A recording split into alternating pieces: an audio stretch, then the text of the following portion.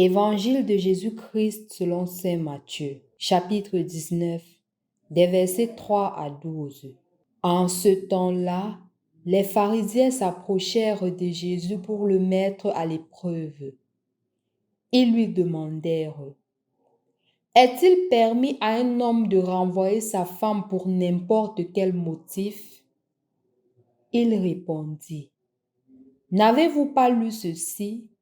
Dès le commencement, le Créateur les fit hommes et femmes et dit: À cause de cela, l'homme quittera son père et sa mère, il s'attachera à sa femme, et tous deux deviendront une seule chair. Ainsi, ils ne sont plus deux, mais une seule chair. Donc, ce que Dieu a uni, que l'homme ne le sépare pas. Les pharisiens lui répliquent: Pourquoi donc Moïse a-t-il prescrit la remise d'un acte de divorce avant la répudiation? Jésus leur répond: C'est en raison de la dureté de votre cœur que Moïse vous a permis de renvoyer vos femmes. Mais au commencement, il n'en était pas ainsi. Or, je vous le dis, si quelqu'un renvoie sa femme, sauf en cas d'union illégitime, et qu'il en épouse une autre, il est adultère. Ses disciples lui disent: Si telle est la situation de l'homme par rapport à sa femme, mieux vaut ne pas se marier. Il leur répondit: Tous ne comprennent pas cette parole, mais seulement ceux à qui cela est donné. Il y a des gens qui ne se marient pas, car de naissance, ils en sont incapables. Il y en a qui ne peuvent pas se marier. Il y en a qui ne peuvent pas se marier, car ils ont été mutilés par les hommes. Il y en a qui ont choisi de ne pas se marier à cause du royaume des cieux. Celui qui peut comprendre, qu'il comprenne.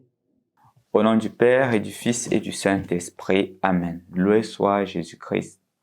Chers frères et sœurs dans le Christ, aujourd'hui, l'Évangile nous présente la situation du mariage. Et cela commence avec une question qui a été adressée à Jésus pour le mettre à l'épreuve.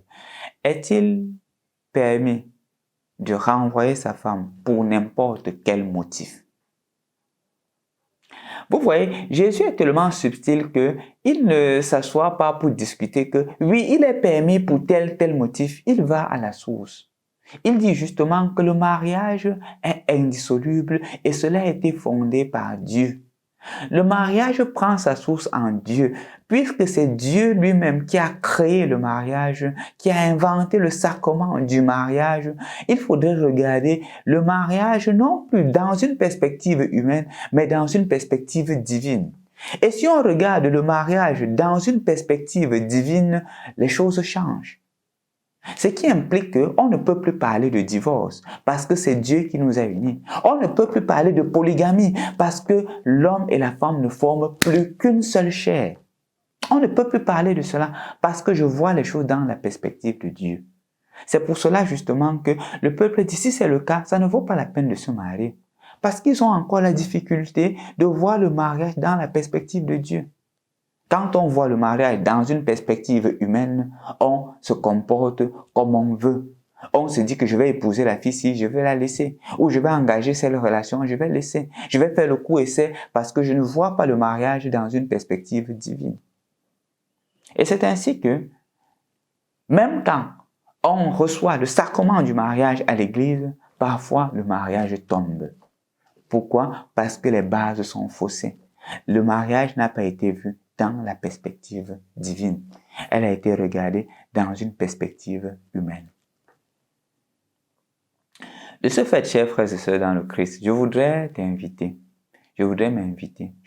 inviter à regarder le mariage dans une perspective divine. Regardant le mariage dans une perspective divine, beaucoup de choses vont changer.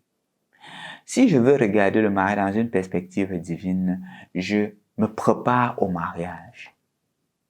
Je m'éduque au mariage. Dans nos cultures, les femmes, ou du moins avant, les femmes se préparaient au mariage. Tout était fait pour préparer la femme à être une bonne femme. Ce n'était pas que le mariage devenait une surprise. Comment se préparer au mariage? Premièrement, me préparer à un homme. Ce qui implique que je me prépare et je me garde pour mon homme parce que je sais que le mariage est vu dans la perspective de Dieu. Je vis les valeurs comme la virginité jusqu'au mariage. Et s'il est arrivé que je tombe, je vis des valeurs comme l'abstinence jusqu'au mariage. Combien de couples, quand ils se rencontrent, ont le courage de se dire que abstenons-nous jusqu'au mariage? Ou peut-être malheureusement, des filles à qui que les hommes abordent, ils commencent à leur dire que je veux t'épouser, fais-moi un enfant au préalable. Quelle est la valeur de ce mariage-là? Remarquez dans votre société, remarquez autour de vous, combien de filles qui ont déjà eu des enfants sur la base que fais-moi un enfant avant que je ne t'épouse, et les hommes les ont réellement épousés. Quand c'est comme ça, c'est un signe clair que l'homme ne t'aime pas, il aime l'enfant.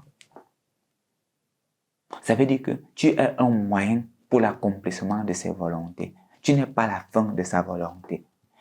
La femme est un outil pour l'enfant. Quand un homme commence à te dire que je vais t'épouser, mais fais-moi d'abord un enfant. Quand les filles les acceptent, quand les filles acceptent cela, c'est parce qu'elles ne s'aiment pas elles-mêmes. Et elles n'ont pas conscience que l'homme-là ne l'aime pas. Parce qu'un homme qui t'aime ne regarde pas d'abord l'enfant. C'est vrai. Pour se marier, il faudrait des actes concrets. Ce n'est pas d'abord la procréation. Ce n'est pas d'abord l'enfant. C'est d'abord la femme. J'aime cette femme et je décide de faire ma vie avec elle. Et la conséquence de cet amour, ce sont les enfants qui découleront.